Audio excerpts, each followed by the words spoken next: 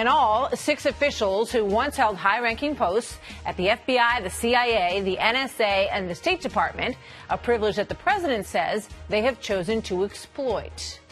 They've politicized and in some cases monetized their public service and security clearances. Making baseless accusations of improper contact with Russia or being influenced by Russia against the president is extremely inappropriate, and the fact that people with security clearances are making these baseless charges provides inappropriate legitimacy to accusations with zero evidence.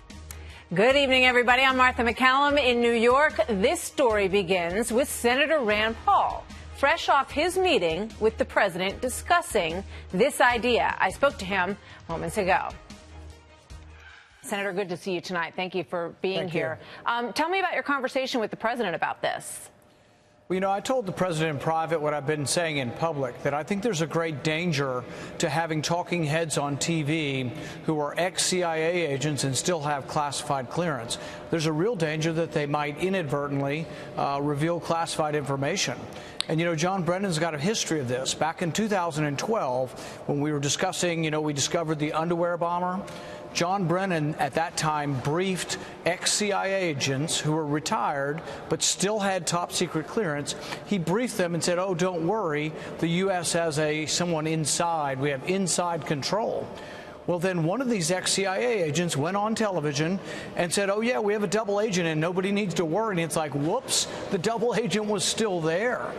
So John Brennan's already been involved when he was on the inside, leaking information to people who still had top secret clearance, who were now talking heads. John Brennan leaked information that almost cost the life of a double agent. This is 4 years ago now. He should have been fired for that, but he wasn't fired by President Obama because I think he was a partisan. But now he's a talking head on the outside saying that basically President Trump should be executed. That's what we do for treason. And so, yeah, I'm very concerned about him having privileges because of his past history, but I would make it more universal. I don't think that ex-CIA agents of any stripe who are now talking heads should continue to get classified information. I think it's wrong. Yeah, so I guess that's, you know, the main difference in what you're saying. So you're suggesting that this should be a blanket treatment for all. So, you know, some people are pointing to, for example, Mike Flynn, who had security clearance and, you know, chanted "lock her up" during the campaign. So you're talking about a blanket. Is that what the president is talking about here? Because his critics are saying that what he wants to do is create an enemies list and that he wants to shut these people up. Here's Senator Hirano. Let me just show you what she tweeted out. She said, "This is what totalitarianism looks like." So why is she not wrong?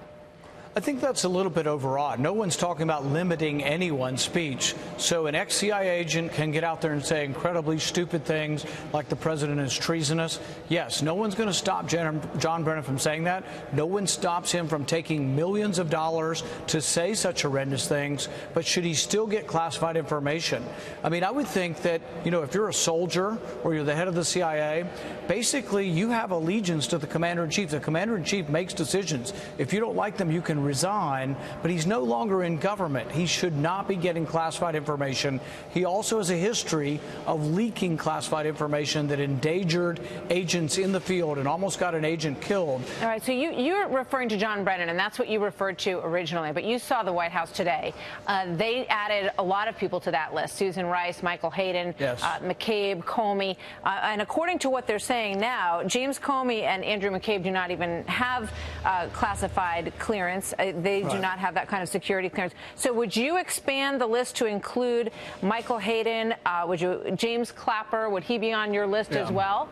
Yeah, I would not probably even name names. I would probably have it as a universal policy that when you leave, the only time I can think of a reason why you would want to keep this would be in a transition when you're still briefing people and you're sitting down with the next administration. I would probably just go one step beyond and not let any retired officials go on television that still have classified security clearance. So how serious is the president about pursuing this? Because they said, you know, they want to look into the avenues that exist to pull these clearances. What was your impression when you were in there with him about what the time frame is for making this happen and how determined he is to do it? I think there's a great deal of resolve because I don't think we should reveal secrets to people who are calling the commander-in-chief treasonous. I don't think there's many people in America who are going to disagree with that judgment, that we would continue to give secrets to a person calling the president treasonous. So I do think that the American people are going to agree with him on this. And I would probably just go even further and say that really ex-CIA agents, once retired, should no longer have top secret clearance. All right. You know, in terms of, did the president, just in terms of the chicken and egg on this, was it your idea initially, or did you talk to the president about it? And, you know, did you say, I'm going to, you know, I'd like to bring this up, I'm going to start pursuing this?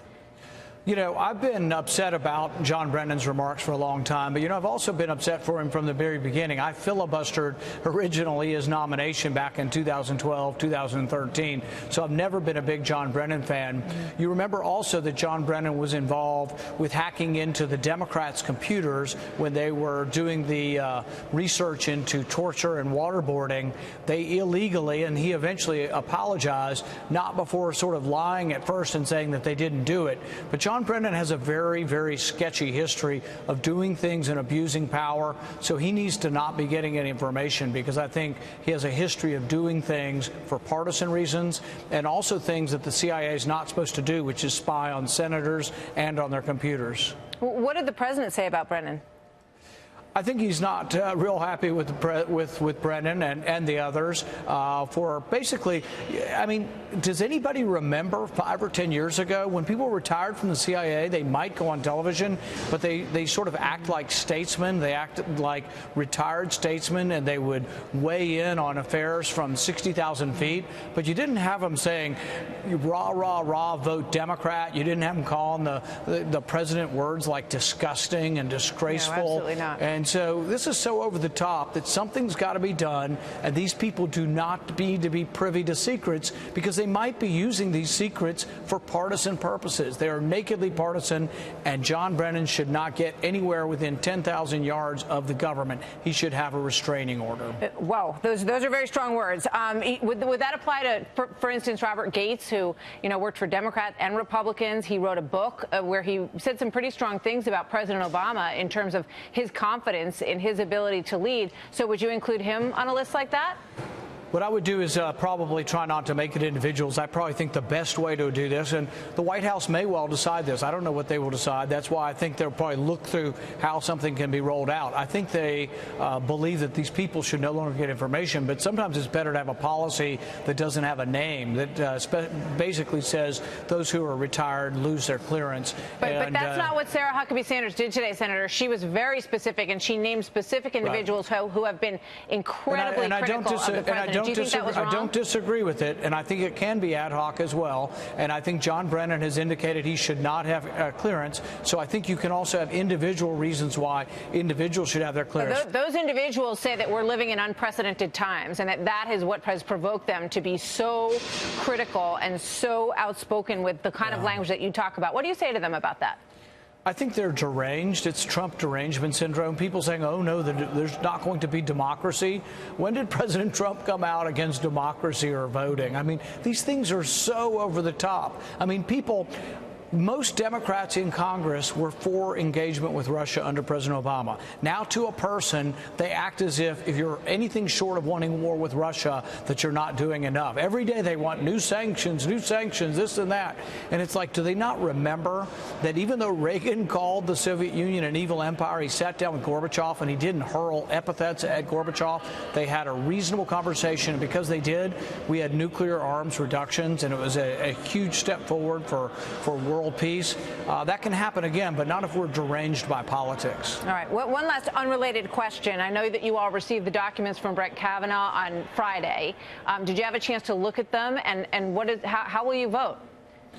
We've been reviewing them for some time now, and I'm going to meet with Brett Kavanaugh tomorrow.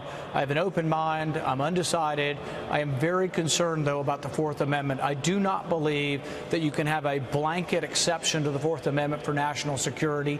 The Fourth Amendment was meant to limit the government, and if the government just says, oh, we're going to do this for national security, and there's an exemption to the Fourth Amendment, that's very, very troubling. So we're going to have, I hope, a spirited discussion about the Fourth Amendment, and we'll see where the chips lie at the end. We will look forward to that. Senator, always good to see you. Thank you very much for being here tonight.